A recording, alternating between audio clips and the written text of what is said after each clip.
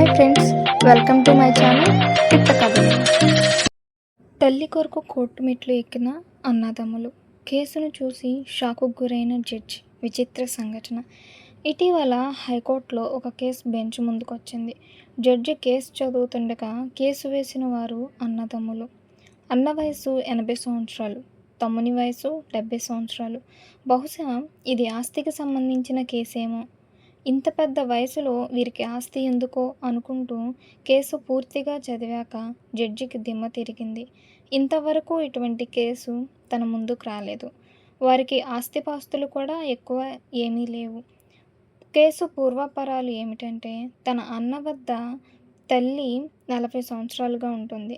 తల్లి వయసు 110 సంవత్సరాలు. ఆలనా పాలనా బాగానే చూసుకుంటాడు. తమ్ముని బాధ ఏమిటంటే, తన తల్లిని తన వద్దకు పంపమని. సంవత్సరాల తరబడి ప్రాధేయపడ్డా కూడా తన అన్న తల్లిని తమ్ముని వద్దకు పంపడం లేదు. జడ్జి ఇద్దరినీ పిలిచి విడివిడిగా మీరే ఒక నిర్ణయానికి రండి అని అడిగాడు. కానీ ఇద్దరు అన్నదమ్ములు కూడా తల్లి తన వద్దనే ఉండాలని పట్టుబట్టారు. తుదకు తల్లిని స్ట్రెచ్చర్లో కోర్టులో హాజరుపరిచారు.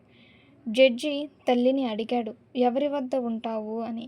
అప్పుడు ఆ తల్లి తనకు 2 కుమారులు సమానమేనని, ఇంతకన్నా ఏమీ చెప్పలేనని, మీరు ఏం చెప్తే నేను అక్కడే ఉంటాను, కానీ నేను ఎవరి మనసును గాయపరచలేను అంది.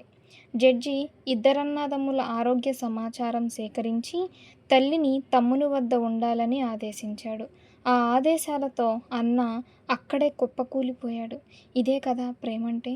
ఈ రోజుల్లో తల్లిదండ్రులను పోషించలేక కొట్టి చంపడమో, లేక వృద్ధాశ్రమంలో చేర్పించడమో, లేక వంతుల వారీగా పోషించడమో చూస్తున్నాము. కానీ ఇటువంటి కేసు వినలేదు. తల్లిదండ్రుల పాదాల కింద స్వర్గం ఉంటుందని ఎంతమందికి తెలుసు? అందుకే తమ పిల్లలకు చిన్నప్పటి నుండి ఇంట్లో మరియు బడులలో వారి విలువలను గుర్తించేటట్లు బోధించాలి. ఎక్కడ జరిగిందో తెలియదు, కానీ ఆ తల్లి చాలా అదృష్టవంతురాలు. ఆ కొడుకులు ఇద్దరూ చాలా ఉత్తమ సంతానం. వీడియో చూసినందుకు ధన్యవాదాలు. కథ నచ్చినట్లయితే లైక్ చేయండి, షేర్ చేయండి, మన ఛానల్ని సబ్స్క్రైబ్ చేసుకోండి.